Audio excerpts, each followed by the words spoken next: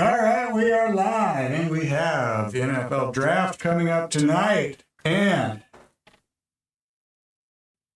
so I'm basically going to pass the leadership of the conversation over to our NFL professional. That would be Brad. I'm Andy. Welcome to the podcast. And yeah, well, what's on our mind for the draft tonight? You know, I mean, being a Cardinals fan, you know, that's my biggest concern for the evening, you know, and I'm hoping 3 quarterbacks go in the first 3 picks, and we don't get cute with number 4. Go out there, you know, get that wide receiver that we need. We got 3 choices. I think Marvin Harrison Jr. is the best choice because we need somebody big. I think Nabers is small. He's short. Kyler have a hard time seeing him since he's a midget. You know, yes, I am a Cardinals fan, and yes, Kyler Murray is a midget. So okay, so let's talk about that. That brings to my attention. Let's talk about the chat that you were having the other day about the possibility of Kyler Murray being traded to Washington. And giving us the number 2 pick. So, yeah, I had some idiot, you know, that read an article that I also read, but apparently he didn't read the whole article. So he decided that he would give Washington, Kyler Murray, and the number 4 pick to get the number 2 pick so we could get a new quarterback. Right. But then we're asked out on getting, you know, a wide receiver. Well, if he would have read the whole article, the guy was saying that we would trade Kyler with one of our round 3 picks, turn around and have 2 and 4 so you could get, you know, your quarterback, you could get your wide receiver, and, you know, and then go from there. Right. This isn't going to happen, okay?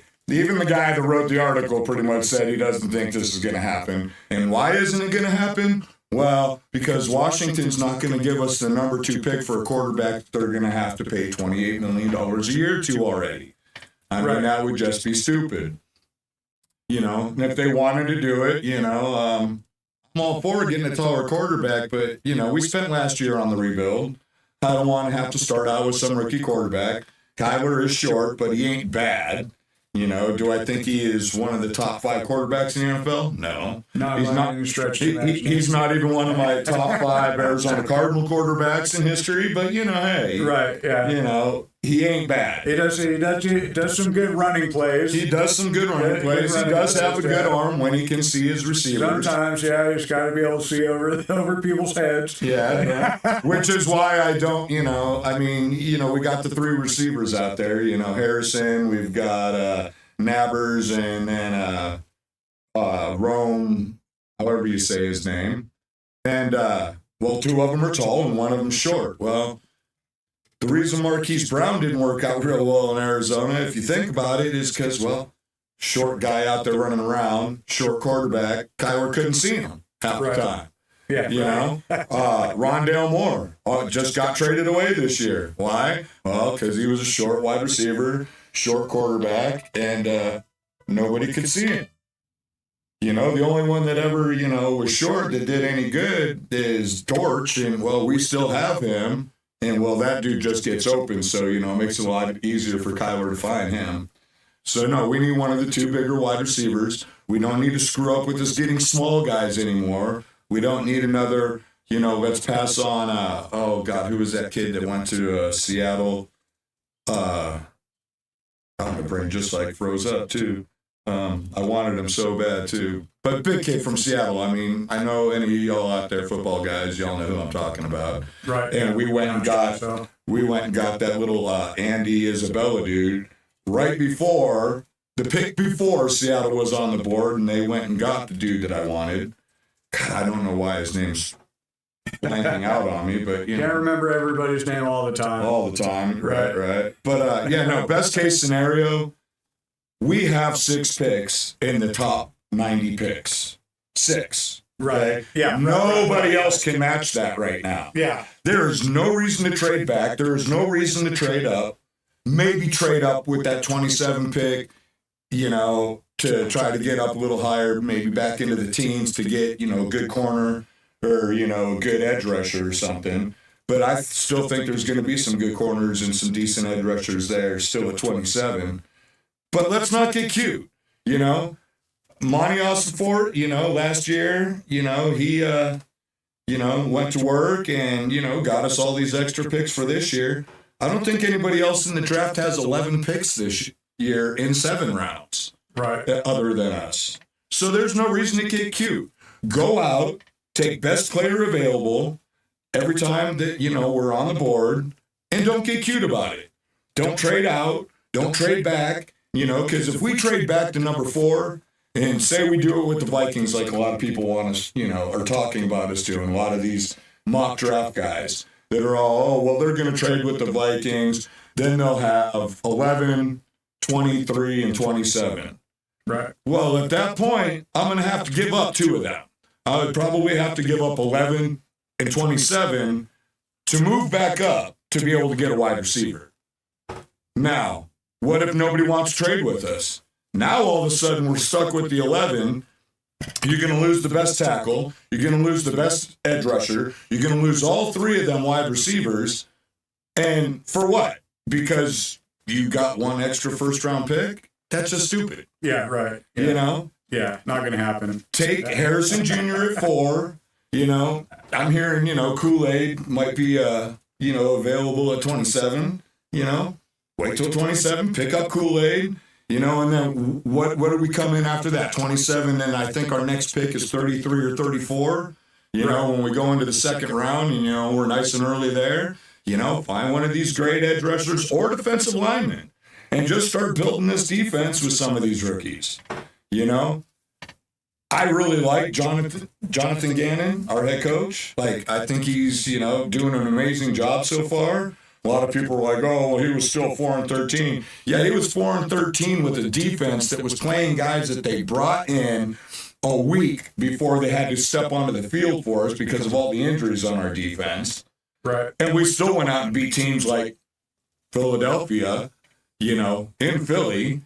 Once Kyler came back and started getting into that groove a little bit, we should have been, 5-13 or whatever, or 5-12, whatever it would have been. I'm not going to sit here and do the math, but, we could have had 5 wins last year. That Seattle game, Prater does not miss 2 35-yard field goals back to back. Yeah. The exact same way. Prater intentionally missed 2 35-yard field goals back-to-back so that we wouldn't go from the 4th pick in the draft to like the 7th or 8th, Right. Yep. But we showed Seattle that they got their asses whooped in that game when Kyler took us down twice and put us in field goal range to where Prater only had to kick 35 yards. We're talking the guy that, held the record for the longest field goal all the way up until, a year or 2 ago when somebody beat him by like a yard. This guy makes 50-plus yard field goals on a constant. You're going to tell me he missed 2 35s back-to-back? Yeah. Come on now. Exactly. Let's be real. Like, Monty Ossenfort, head and shoulders above Steve Kahn. Steve Kahn couldn't have made a good pick in the first round to save his life. Hence, Andy Isabella. I still can't get over that. Oh, for Metcalf. Instead of Metcalf. Come on now. Metcalf, yes. We let Metcalf go and took Andy Isabella first and let Seattle have Metcalf. Metcalf is a fucking beast. A beast.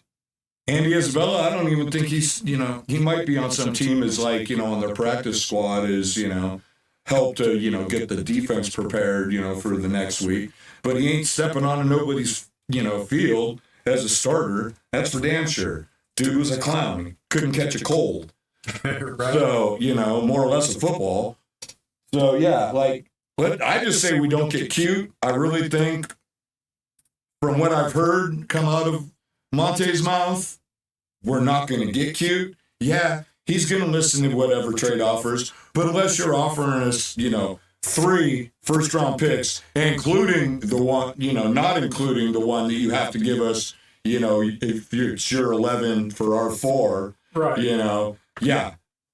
3 more on top of that first round picks. Well, then maybe I could see us moving. Other than that, yeah, it would just be stupid. Yeah, So, better be a damn good offer. yeah, it better be, like a break the bank offer. Right. Otherwise, yeah, I see us getting Marvis Harrison Jr. tonight, and then, working on the defense, a little bit from there. What we've already done in free agency, a lot of people were like, oh man, they got all these guys with no name. Yeah, they also got these guys that have no name, but are very consistent in playing every week without injury, don't miss games, which is what we need. Last year we had way too many injured guys that were out, and we were getting dudes off the street, to come in and play for us to finish out the season. Yeah, I almost got recruited with 2 broken legs. Exactly. Exactly. I mean, I thought they were going to call me up to come play quarterback because, I'm about 2.5 inches taller than freaking her. Exactly. Right, yeah. So, yeah, it was a rough year. It was a rough year, but Gannon still did a great job with what he had. Yeah. Every really game we were in last year, except for maybe 2, we were right there within 1 score. They were competitive games. This year, and I'll say it right here, right now, so everybody can hear it. Then y'all can laugh and, give me whatever opinion you want to try to give. But I will almost guarantee these Cardinals are going to win 11 games, if not more than 11 games. We will be in the playoffs and probably have a deep run. So, hey, it's going to be a good season if you're a Cardinals fan, and I don't care what anybody else wants to try to say about it. Till you can prove that my coach sucks, which, well, he don't, or my GM sucks, which, Monty did a great job last year. So, bring it on, folks. Anybody else got any opinions out there? Let's hear them. I mean, bring it on, because I'll sit here and laugh about it all day long. I don't care. Right. Yeah, of course. Being that this is our first podcast and, it takes a while to get the word out there. We won't have any viewers really arguing yet, but I would say a good idea though would be put some kind of drop a link to our podcast in that thread the guy was arguing with you in. Because that'd be a good place, we'd get some of those guys in here. I don't think that guy's got the balls to come and try to argue anything. After some of them comments that were made by everybody else. Yeah. Some of the guys really started getting on him. He was a libtard Niners fan, and you don't comment. I do believe he was a man that wears a dress, probably the way he was talking. So whatever. Hey, teach his own. Right. But don't sit there and try to act like what's going on. Try to pull the "you heard it here first" thing on an article that was written a week before you freaking come up with saying this stuff. Yeah. I mean, come on, dude. We all read the same articles. Yeah, you're going to tell us you're the guy that wrote the article, maybe? Come on. And they couldn't even get their own article right? Right, yeah. Exactly. Yeah, come on. What are you doing here? What are you doing with your life? But I'm very excited for the draft tonight. I really am. I'm really excited to see, what we do with that number 4 pick. Like I said, I think, but, it's not a prediction because, I'm not a mind reader. I don't know what Monte Austinfort's thinking, That's all in his head. But, I would hope, I guess would be a better word for it, that we take the wide receiver at number 4. Right. And if we are going to trade anything away and do any moving around, 27, get us down into the teens. And then after that, just leave everything alone. Right. We got 1 pick in the 2nd round, and we got 3 more picks in the 3rd round. Right. All before 90. I mean, come on. 6 picks, first 90 picks. Yeah. We're going to come up with 6 decent guys. It's going to make for a solid team this year. Exactly. And then after that, I mean, how many of these rookies do you really think are going to all, make the team, over some of our starters? You pick up a safety, you really think we're going to pull Buda Baker off the field to, put in some rookie? Don't think so. Jersey on tonight for the draft. Yeah. Oh yeah. I'll be wearing Larry. I'll have my Fitz jersey on, just to push that much harder for that wide receiver. Right. Yeah. Got the new Cardinals flag hanging outside the house, so all the neighbors in this Colorado neighborhood will know that I'm a true Cardinals fan through and through. Yeah, get used to it. Yeah, get used to it. It ain't coming down till the end of the football season. Right, yeah. Flying line pride. But yeah, I'm excited. Like I said, we're going to have 2 picks tonight, in just round 1 alone. Right. And then, come tomorrow, we have 4 more. Yeah, so 4 more picks on day 2. In 2 rounds, we'll have 4 more picks. I mean, Monty did all the work last year to set us up this year. Right. So all these analysts that keep thinking that we're just going to trade out, I really don't know what you guys are thinking. Monty set it up last year to where this year, hey, we got some good rookies last year.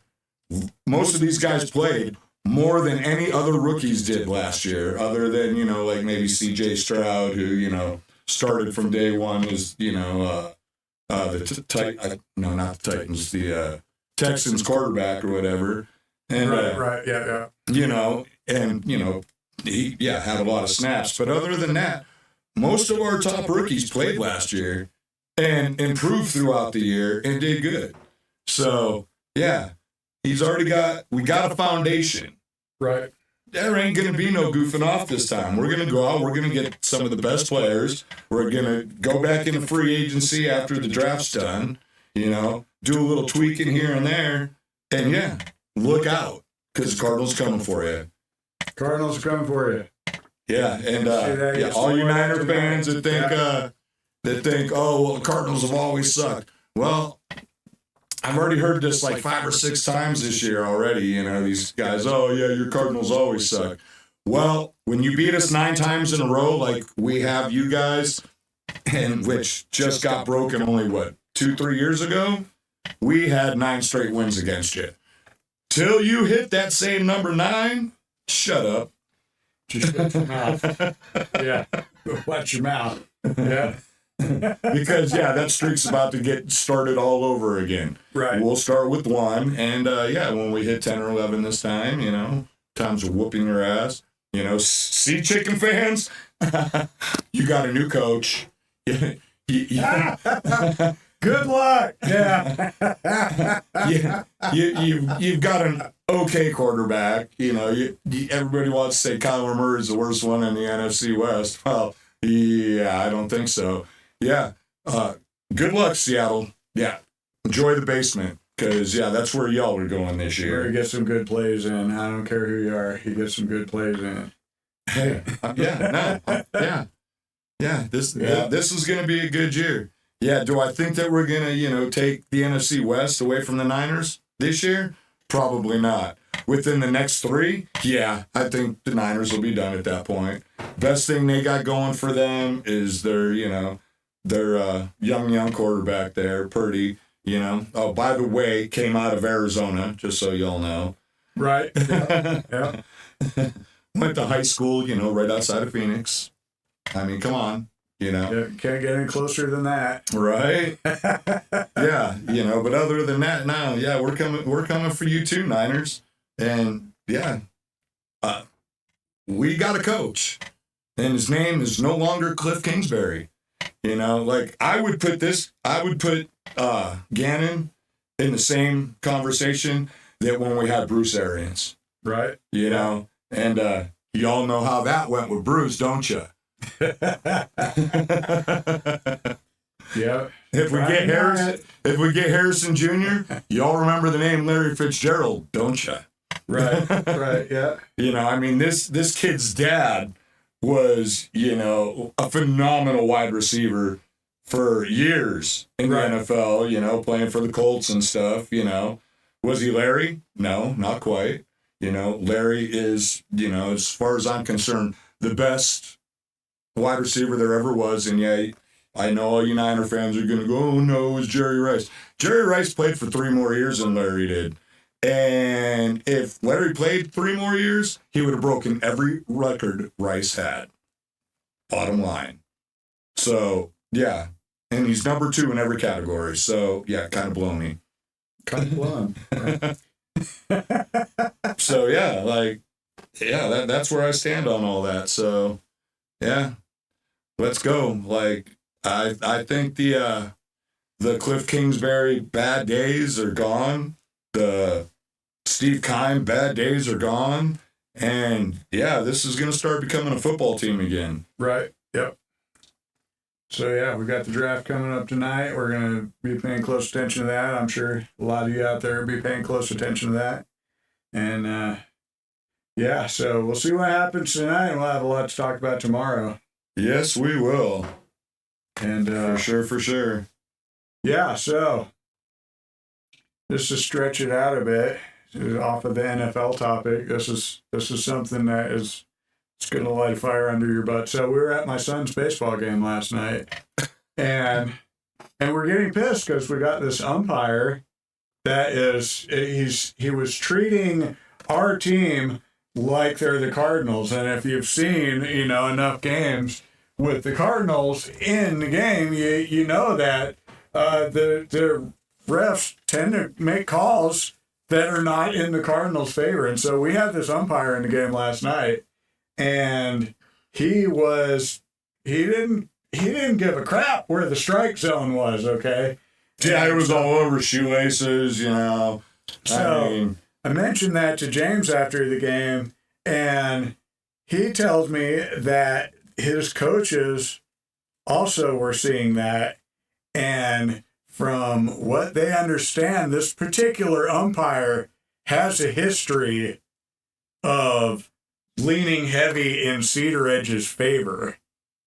Like, basically, in my opinion, from what I got from it, the guy is basically cheating for Cedar Edge to get them wins, which I have no idea how that works in the long run. Like, what's his end game? Because if they go, say, to state, he's not going to be the umpire in that game, and they're just going to get their ass handed to him. So why in the world be unfair to the other teams here? And so... Yeah, you're not getting paid by Vegas to, shave points. Come on now, dude.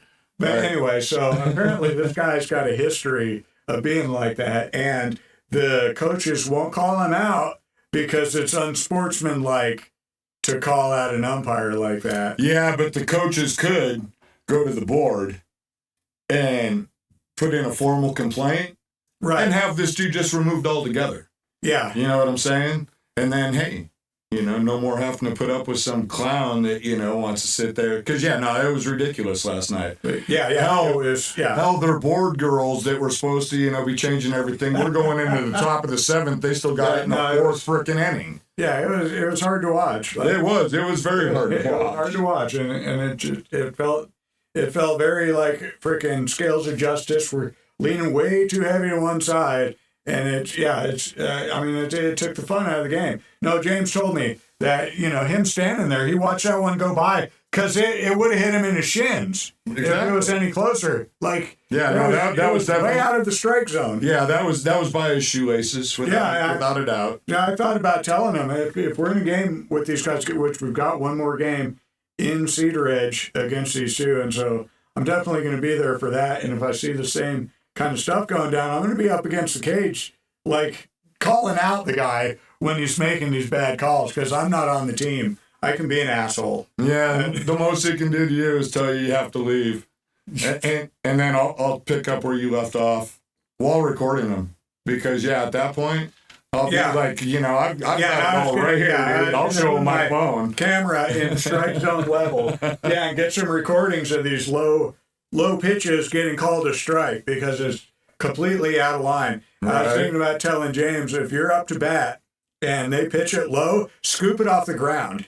Right. Because he's going to call a strike. So you might as well swing anyways. Take a shot at it. Play golf. Yeah. Whatever you got to do. Hit the ball and get it, freaking line drive it towards the pitcher for all I care. But just hit it anyways. Don't worry about strike zone low because he's calling those strikes when they're not. And so, anyways, So yeah, I thought you might get a kick out of that. Right. It wasn't just us being a couple biased asshole dads out there rooting for our sons to do a good job. No, this guy was legitimate, being a crooked umpire, and it was kind of making me sick watching it. And so Yeah, no, and I've seen it before on live freaking national. Right. No, and I've seen it before. Coaching football. Last year and stuff. I was a head coach, and I had one excuse me. Right, yeah, we're talking, And sports here. they always would come, to me, be like, okay, if you guys want to, say anything to one of us, it has to come from you being the head coach, and your assistants, shouldn't be saying anything. So I sat there and started complaining about a couple of the plays that they were just missing, like blatantly. Like I had one of my kids had to get up and literally take his helmet from here and bring the face mask back to the front. And there was no flag for the face mask and everything. Right. So I started calling out this ref. He told me to shut up. I ain't allowed to say anything. I told him, oh yeah, no, I am. I'm the head coach. I'm allowed to voice my opinion. Right. So he gave me a 15-yard penalty on top of it. Told me if I opened my mouth again, it'd throw me out of the game. So at that point, it was just a challenge. So, yeah, I think I made it 4 or 5 more plays before I had to go sit in the bleachers. Yeah. I've had my assistants get tossed because they were over listening to, these guys that you get these referees and these umpires, at this kid's level, but, well, my buddy's kid's on the other team, so I'm going to make sure, that I help out their team. That's bullshit, man. These kids are out there busting their ass, trying real hard to be out there play a game. This ain't the NFL. None of them are getting paid. Yeah, There's exactly. no point spread in Vegas. They're kids in school having a good time, yeah. So, it's time y'all just, quit trying to play favoritism and just call the games the right way. No, that should not be part of the game. I mean, I'm used to it with the Cardinals. Yeah. So somehow, they always want to try to make sure the Cardinals don't make the point spread because Vegas will lose their ass. So, and that's the truth. So you're just sitting there watching these games, watching them intentionally miss calls, make bad calls, and all this other stuff, and sitting there like, they ain't doing nothing wrong. But yeah, we know what you're up to. You're just trying to even, out the balance so that, Vegas doesn't lose their ass. Well, this year, I don't think it's going to work out for you. I think even when you start, making some of these bad calls, they're just going to come back and still, just shove it right in your face that they can still. This year, if we make the right picks, we play the right way, you're not going to stop this offense. We have James Conner. The odds won't be so heavy against the Cardinals either, so it shouldn't affect the betting in Vegas. As much. But yeah, do you really think you're going to stop Conner a full game? Come on now. Conner is a beast. Once we start running that ball, Conner runs it down your throat.